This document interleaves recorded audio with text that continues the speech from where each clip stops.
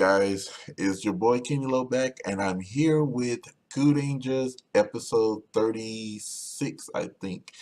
Guys, this was a really good episode. It was a Lucky Focus episode, and next week it won't come on until November 12th, which is next Friday. No, I'm sorry. It's gonna be a 1 week skip. It won't be coming on until the 12th of November, which will be the following Sunday. So we'll get 1 week break, and then it comes back on November 2nd. I mean November 12th. This episode, we learned a lot, and I mean, I knew there was something special about Lucky, but I did not know to what extent. Now that I know to what extent, I'm like, no wonder that he getting all the good powers.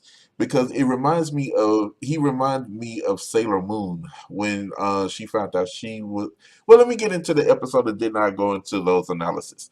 Okay, um, Lucky has a dream about his father, and then when he has this dream, his father, lets him know that, you couldn't really see because there was like bright shining light on him. And so he tells him about this.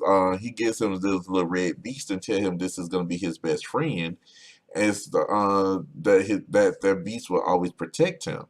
So at one moment he wakes up and he see Garu in front of him, and Garu goes. They both jump, and so they also, I think, um, Lucky finds out where finds out there's a planet under attack, which was his home planet. So the six that goes is the six that goes is um dang, okay, is Spada, Hammy, Champ, Garu, Stinger, and as we already know, Lucky. So those six go, but the other six stays, on the ship. With the other five stays with Raptor on the ship. Now they get down to the planet, and once they get to the planet, they actually, start helping. They start helping everybody because one of the job matters.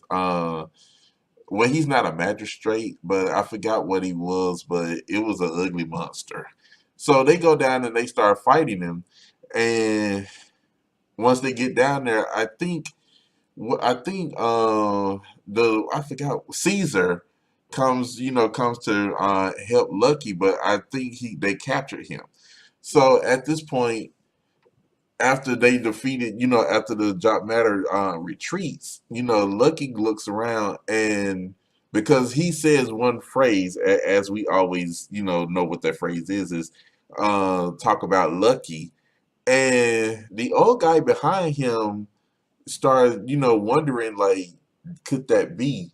And so when the dust clears, he goes to, call him Lucky. He was like, no, I don't know who that is. You got the wrong person. So he knocks him upside the head and he de-transforms. And he was like, well, how did you know it's me? He was like, because you're the only one that goes around in the universe saying that's so lucky. I mean, talk about Lucky. And then Hammy back there, because everybody was like, "Oh, this is getting brutal," and Hammy said, "Oh, this is hilarious. This is getting good." It was actually funny. So they go back to the house, and he gets upset because his grandpa's not telling him anything about where his mother and father are. And that was, so we get a flashback of Lucky and his dad talking, and then we get to see another flashback of Lucky leaving the planet, and he's like he's going to find, he was going to to see the edge of the universe. So with that being said, he gets up and he goes to find Caesar. Garu goes with him, but the others stay behind because they wanted to know some certain things. And so they was sent. So back on the ship, Suguri and the commander, they were about to push forward to the South Cross, to the South Cross planet. However, it was like a huge armada standing in front of them, so they couldn't really get through, and it was about to be taken over. So what they had to do is they had to turn around. So back on the planet with Lucky and them, Lucky, goes to find Caesar. Garu is with them, so they overtake, you know, they overtake the soldiers. So as this is going on back at the house, you know, the old man tells them about, Lucky's past and, how, why he wouldn't tell him about his father and everything. But he doesn't go into great detail. But Lucky comes over to communicate, comes over through the Qtama and let them know that, he found Caesar and he needs backup. So everybody goes with them because after they had a little pep talk with him and saying, Lucky has been really, we have been, we haven't, well, Stinger said we have not gotten this far without Lucky's luck. And, Champ said that's the kind of guy he is. You have to, just, we basically put all our luck on him. So after they leave, he gets to thinking. So they get there and they start fighting and he comes so he actually comes and and was spying on them to see what's going on. So Lucky gets overtaken by by the ugly monster. I forget what his name is. He overtakes him, and the old guy, Lucky was about to get shot until the old guy comes to push him out the way. Now this is where it gets interesting. He says, Lucky said, why did you do that? I can't, why would you do something stupid like that? And he was like, I can't let you die, my prince. And everybody's like, Prince? So he was like, what? He was like, yes, he was like, your father is the king of the Cayenne planet, which you were born on. So he kind of gives him a little background of what he, his whole life. And he told him that he basically, his father told him to flee the planet and come here with Lucky. So he really didn't want him to know what was going on. So at this point, Lucky tells him, "Look, I want you to stay here." And he was like, "No, why did you do that?" He was like, "I had to protect you." So he was like, "Stay here and watch me." So Lucky goes out. Now, this is where I was making a comparison of him being like Sailor Moon because she was the princess.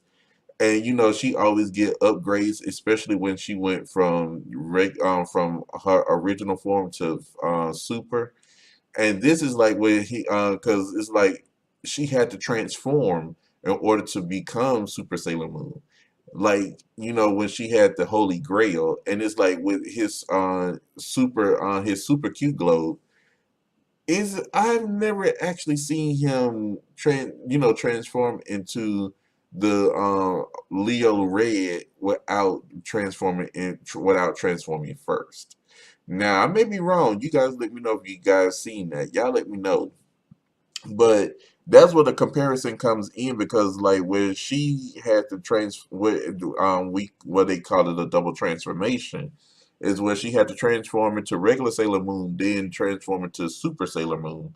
But then that's how he does. He has to turn into the Leo Red Ranger, then turn around and become the Leo Red yeah, the Leo. Hold on, wait. The Leo Red Ranger. Look. They both the same, but one is just more powerful than the other. So he turns into the to the Leo Orion Red. That's what we. There we go. That guys. It's the middle of the night, so please forgive me. So the Leo Red Orion Ranger, is overtaking them and taking them down. So at this point, they all get to the point where they destroy him, and then he grows to mecha size. So now they call forth the mecha.